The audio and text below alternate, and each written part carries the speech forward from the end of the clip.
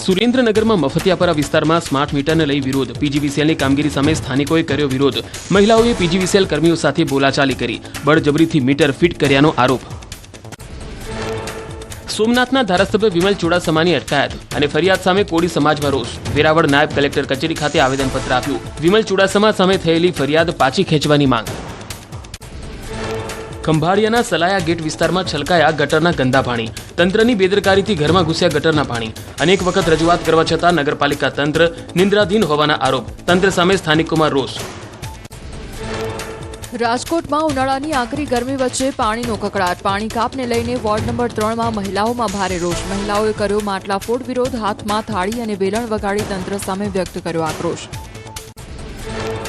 સફાઈ અને રિપેરિંગના બહાને પાણી કાપ ઝીંકવામાં આવતો હોવાનો સ્થાનિકોનો આક્ષેપ. કોંગ્રેસના પૂર્વ કોર્પોરેટર જાગૃતિબેન ડાંગર વિરોધમાં રહ્યા હાજર. પ્રી મોન્સૂનની કામગીરીને લઈને શહેરના 5 વોર્ડના અનેક વિસ્તારોમાં મૂકવામાં આવ્યો છે પાણી કાપ. સુરતના વરાછામાં કેપી સંઘવી ડાયમંડ કંપની સામે હીરા વેપારીઓએ કર્યું ધરણા પ્રદર્શન. અગાઉ ચૂકવણું કર્યા છતાં કંપનીએ લીધેલા ચેકથી કેસ કરવામાં આવતા હોવાના આરોપ. કંપનીએ કરેલા ચેક રિટર્નના કેસ પરત ખેંચવાની માંગ.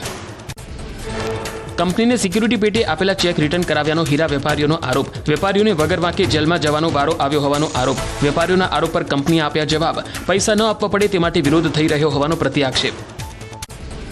કારખાનેદારોને બહારે આવ્યા ધારાસભ્ય. કેપી સંઘવી ડાયમંડ કંપનીની સામે ધારાસભ્ય કુમાર કાનાણી બેઠા ધરણા પર. ડાયમંડ અગ્રણી દિનેશ નાવડિયા પણ ધરણા પ્રદર્શનમાં જોડાયા. ઉમરપાડા હોસ્ટેલમાં 14 વર્ષની વિદ્યાર્થીનીના મોતને લઈ પરિવારમાં રોષ. આચાર્ય અને વોર્ડન સામે બેદરકારીના આક્ષેપ. દીકરીને ન્યાયની માંગ સાથે ઉમરપાડામાં નીકળી રેલી. મામલતદારને આવેદનપત્ર પાઠવી જવાબદારો સામે કડક કાર્યવાહી કરવાની માંગ કરી. ગાંધીનગરમાં વ્યાયામ શિક્ષકોનું આંદોલન યથાવત. સત્યાગ્રહ છાવણીમાં ભીખ માંગી નોંધાવ્યો વિરોધ. છેલ્લા 23 દિવસથી વ્યાયામ શિક્ષકો પડતર માંગણીઓને લઈને કરી રહ્યા છે આંદોલન.